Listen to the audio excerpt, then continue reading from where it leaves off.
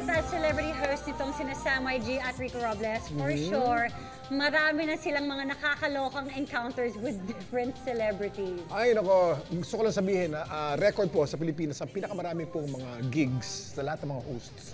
Sam YG. Grabe. Wala nang iba pa.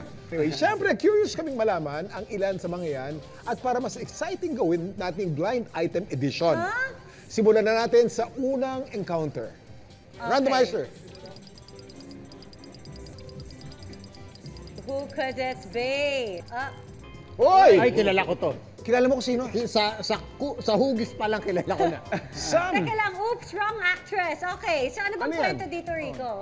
Well, you know, alam mo naman, isa sa mga trabaho namin is that we host premiere nights. Yep. So there's a one red carpet premiere na kailangan namin mag-host, and with it, of course, there's the co-stars of the movie. Yes. Eh, pag nasa red carpet ka, i-introduce mo sila. Kunyari, ladies and gentlemen, welcome! Ganon, the main star. So the red carpet comes in, nagkamali ako ng banggit, as in build-up ako ng build-up. Yung pala, it's the wrong person Oh my gosh. along. Sino pala yan? So the whole time, I thought it was Arlene Mulak. But the star was Miss Nadia Montenegro. And she was like, and then live to so kamusta Miss Arlene Mulak, how you been? Nadia po, sabi ko, yes, that's right, Miss Nadia Montenegro. And I got them both confused. Although, funnily, because, di ba, we also had Miss Arlene here, di ba? And she was also making kwento that oftentimes, people do get to mix up. Pinagpapalit silang dalawa. Yes, pero they're also really good friends. Yes. Kaya din sila. At mabuti na lang, mabait si Nadia dahil born again Christian siya. Dahil kung hindi, naku, Wala, napak ako doon. Last mo na yun. Yes, Last yes. event mo na yun.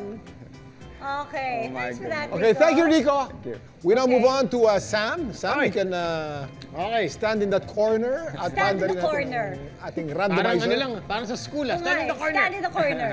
Okay, randomizer, go! Exciting ang mga kwento nitong si Sam. Uy! Oh, kilala ko to. Siyempre, ako magkikwento. Kasi hindi ko kilala yan eh.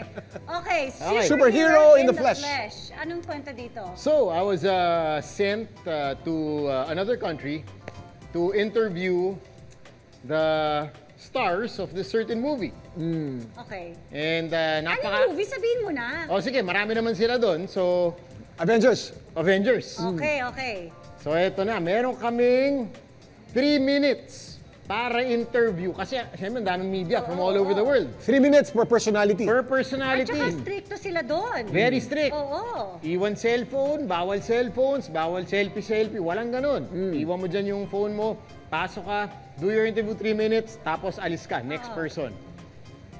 Sa sobrang starstruck ko sa isang Avenger na to, pagkapasok ko ng room, inapiran niya ako. Uy! Eh, sobrang idol ko yun. So, in 2 minutes, nakaganon lang ako. Hinawakan yung kamay ko. Hinawakan kamay ko, hindi ako naligo ng 3 weeks. Sa sobrang starstruck ko sa taong to.